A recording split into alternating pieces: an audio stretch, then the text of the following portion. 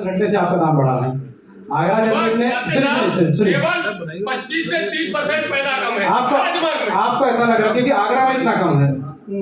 कहीं ऐसी जगह हैं जहाँ पर आलू उत्पादन हुआ ही नहीं है, कई ऐसे इलाके हैं जहाँ आलू पैदा होता था। केवल आगरा पूरे प्रदेश को नहीं खिलाता है, कई जगहों पर ऐसा हुआ कि आलू पैदा ही नहीं हुआ है और उन किसानों का संकट हमारी कृषि से ज़्यादा बड़ा है।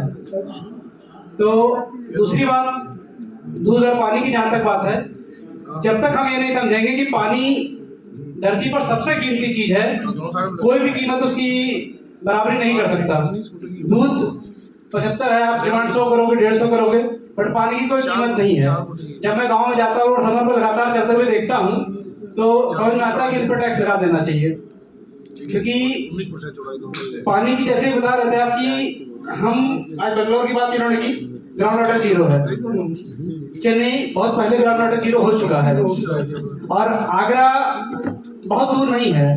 आपके 2-3 ब्लॉक ऐसे हैं जहाँ पे ऑलरेडी गर्मियों में सबसे बड़ी समस्या पीने के पानी की है और गंगा जल आप लाएंगे चाहेगा, चलिए अच्छी बात है, लेकिन जब तक हम अपनी आदतों में बदलाव नहीं करेंगे तो हम पानी नहीं बचा पाएंगे और पानी के बिना हमारी किसी भी चीज़ की कीमत नहीं रह जाएगी। फिर पानी सब सून कहा ही गया है।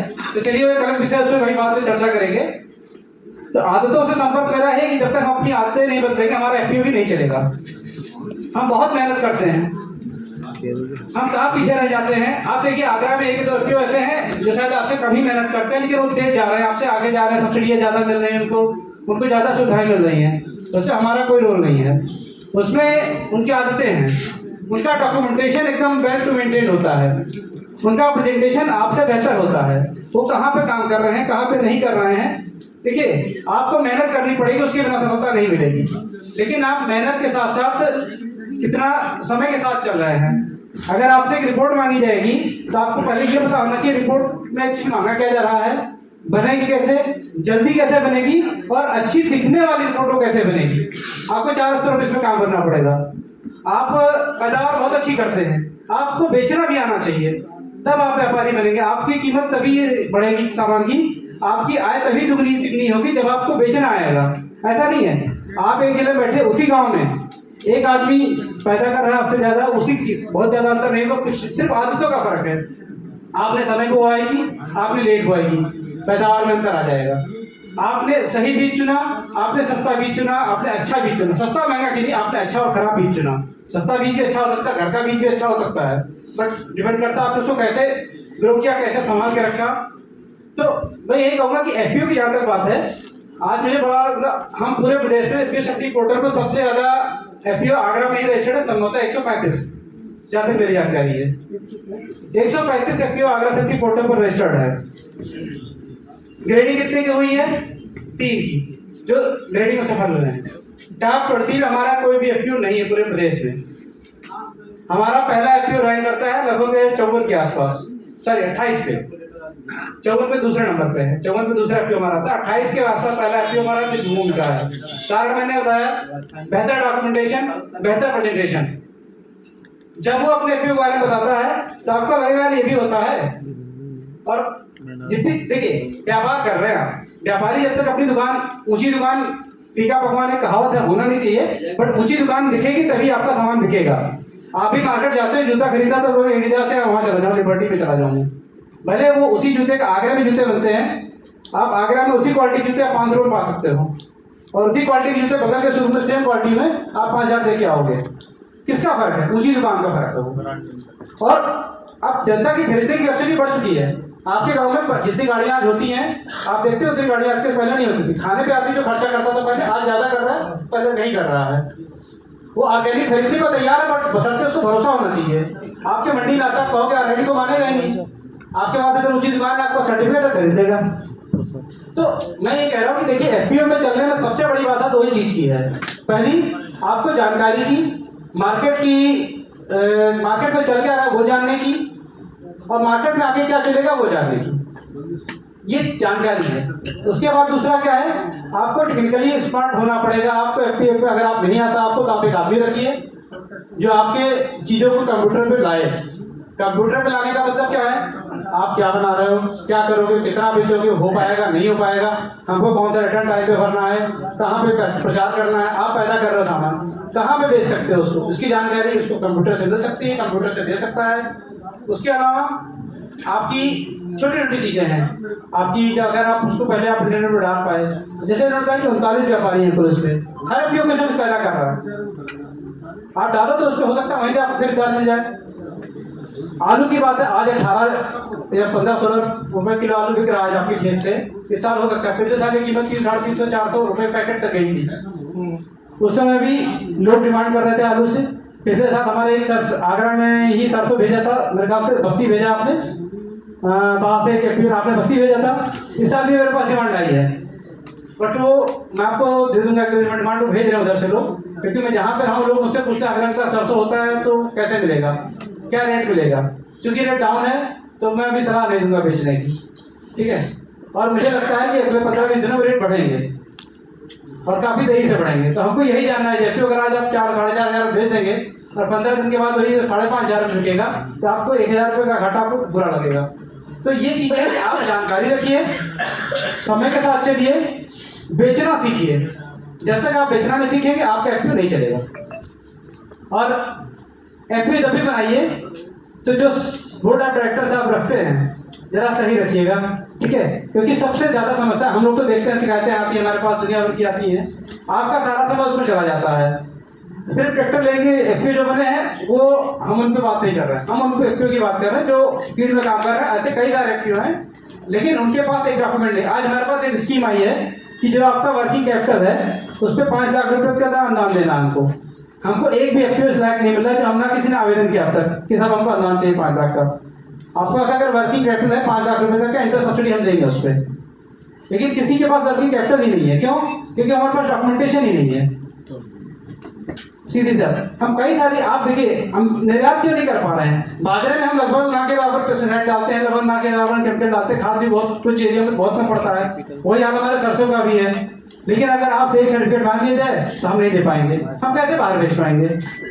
तो कुल मिला करके देखिए, खेती करना सबको आता है, यहाँ पे हमसे बेहतर आता है, व्यापार करना सीखना है, उसके लिए मार्केटिंग डिपार्टमेंट है, हम लोग हैं, आपके ये खाद्य प्रसंस्करण वाले लोग हैं कि बाजरा बेचेंगे कि मिल बना करके प्रोसेस करके पैक करके बेचना है, उसमें भी दुनिया में सब्सिडी। आज मैं उसकी बात नहीं करूँगा, उनका सब्सिडी योजनाओं की ज़्यादा बात नहीं करूँगा मैं, लेकिन हम जानकारी रख रहे हैं और उसके लिए हमारा आपका स्वागत, हम आपके एफपीओ का स्वागत करते हैं कि हमारे ऑफिस में कभी भी आइए, कभी भी कुछ पूछिए, हम उसकी जानकारी आपको देंगे। अनुदान इन चीज़ों से ज़्यादा मैं बात करूँगा। आप व्यापार जो होता है, व्यापारी बहुत अनुदान के नहीं पड़ता। देखिए आप खेरागढ़ चले जाइए, सैया में दुनिया भर की आयरन मशीनें लगी हुई है, कोई रेस्टोरेंट नहीं है, वो व्यापार कर रहे हैं।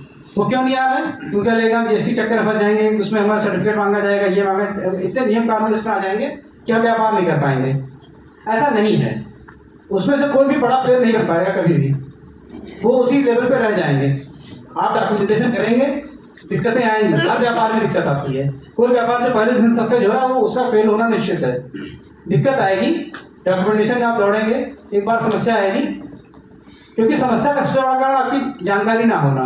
लगभग हर सर्टिफिकेट ऑनलाइन बनता है आजकल, आपको दौड़ने भागने की जरूरत है नहीं। तो जानकारी रखें, लीगलाइज करें अपने बिजनेस को अगर आपको बड़ा जाना है तो। अदरवाइज आप सोचेंगे मैं पैक करके भेज दूंगा, मेरा यहाँ सरसों का तेल मैं निकाल करके डिब्बे में सप्लाई कर रहा हूँ, तो वो आप एक छोटे प्लेयर रह जाएंगे। जब तक बड़ा नहीं सोचेंगे व्यापार नहीं कर पाएंगे। तो बस बाकी चीज़ें मैं वही चीज़ बार बार रिपीट कर रहा हूँ एक ही बार, क्योंकि ज़रूरत ही वही है कि सीखिए, व्यापार करना सीखिए, नियमों को जानिए और आवश्यकताओं को, मार्केट की बाजार को पहचानिए, उसके बाद व्यापार करिए, जरूर सफल होंगे। ऐसा कोई कारण नहीं है कि हम सफल नहीं हो सकते। ठीक है, धन्यवाद।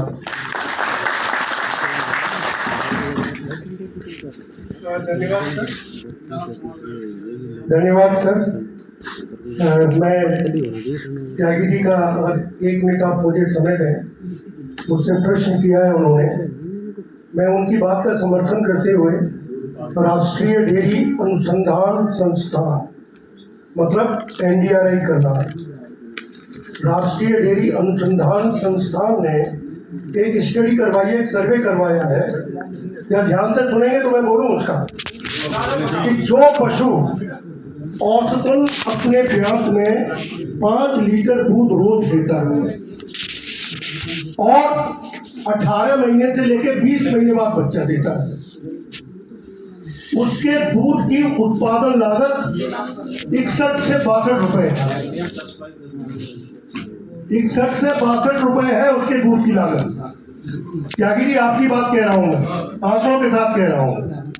इसके विपरीत जो पशु 12 से 14 महीने में बच्चे दे देते हैं, 12 से 14 महीने में बच्चे दे देते हैं और जिनके दूध की उत्पादन औसतन 7 लीटर प्रतिदिन है, बात पर ध्यान दीजिएगा, दूध का उत्पादन 7-8 लीटर प्रतिदिन है और जो 12 से 14 महीने में बच्चे दे देते हैं उस दूध की उत्पादन लागत 30 रुपये लीटर है। तो आवश्यकता इस चीज की है कि हमारा पशु अपने पूरे ब्यात में 7 लीटर तक दूध रोजाना दे। मैं 1 मिनट का समय और लूंगा। आप सब गांव से आ रहे हो, ये मेरी खुद की रिसर्च है, एक फॉर्मूला मेरा लेके जाए, क्योंकि होली के बाद एकदम 40% दूध कम हो जाएगा कि नहीं हो जाएगा? तो पहला काम आपको ये करना है कि इस गर्मी की वजह से पशु का दूध कम न हो। मैं आपका समय तो ज्यादा नहीं ले रहा हूँ ना, क्योंकि आपके सामने आ चुका है ना। अच्छा मैं ये मेरी खुद की रिसर्च है। परसों मुझे अलीगढ़ में भी इसीलिए नेशनल सेमिनार में बुलाया गया, वहां भी मैं ये बोल के आया हूँ कि पाउडर तैयार कर लीजिए ताकि गर्मियों की दूध की घटने की समस्या आपके पशु पे ना आए, और वो आसानी से तैयार हो जाएगा। लिख रहे 1 किलो सूखा आंवला, 1 किलो सूखा आंवला, पंसारी क्या मिल जाएगा यार, 50-100 रुपए किलो मिल जाएगा आसानी से। 1 किलो सूखा आंवला, 1 किलो दाऊजी वाली मिश्री, जो दाऊजी में बिकती है डोरे वाली, जहाँ किसानी बुद्धि नहीं लगेगी कि घर की चीनी लगा दी, घर का गुड़ लगा दिया, वो डोरे वाली मिश्री 1 किलो, और 1 किलो सौंफ, इन तीनों को मिलाकर के महीन पाउडर बना दीजिए। सौंफ जो अचार में डाली जाती है, इन तीनों को पीस करके पाउडर बना दीजिए। 3 किलो बन जाएगा। आपस में खूब अच्छी तरह मिला करके पाउडर बना दीजिए। किसी टाइट ढक्कन के डब्बे में भर के रखिए इसे, क्योंकि मीठा पड़ा हुआ है, नमी आ गई तो सब बेकार हो जाएगा। 100 ग्राम सुबह और 100 ग्राम शाम को अपने पशु को खिलाइए। मैंने नंबर आपको दे दिया है बिना मांगे। अगर कुछ भी सुधार होता है या नहीं होता है या कुछ और समस्या है तो आप एक बार मुझसे संपर्क जरूर करिए। देने की विधि क्या है इसमें दें? बहुत बढ़िया। आप भी अपनी चलाते हैं, क्या बात है। आपके लिए यह ताली बजाओ, कितना बढ़िया प्रश्न किया। किसमें देना है ये पूछना चाहिए था आपको, बिल्कुल सही पूछा। मैंने इस पर भी काम किया है। अगर इसको जो जौ होती है ना, जौ आधी किलो भिगोई हुई जौ के दलिया में डाल के देंगे तो मैं उम्मीद करता हूं और वादा भी करता हूं आपसे कि आपको यहां आने का प्रतिफल उसी समय से मिलना शुरू हो जाएगा। आधी किलो भिगोई हुई जौ का दलिया, उस जौ के दलिया में दीजिए इसको मिला करके दोनों, आधी किलो सुबह, आधी किलो शाम को। मैं आपसे उम्मीद करता हूं आपसे कि आप मेरे इस संदेश को डाउन द लाइन बिल्कुल नीचे तक पहुंचाएंगे और देखिए कि गर्मी से पशु को दूध देने की कितनी अच्छी ताकत इस पाउडर की वजह से मिलती है। धन्यवाद सर। मैं इसी के साथ अपनी दो लाइनें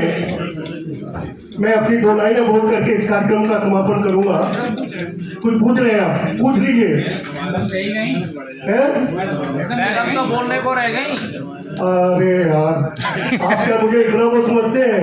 मैंने उनसे कुछ उनको प्रॉब्लम है बोलने में, थोड़ा गली में प्रॉब्लम है, इसलिए बाकी उनका कार्यालय आपका स्वागत करता है।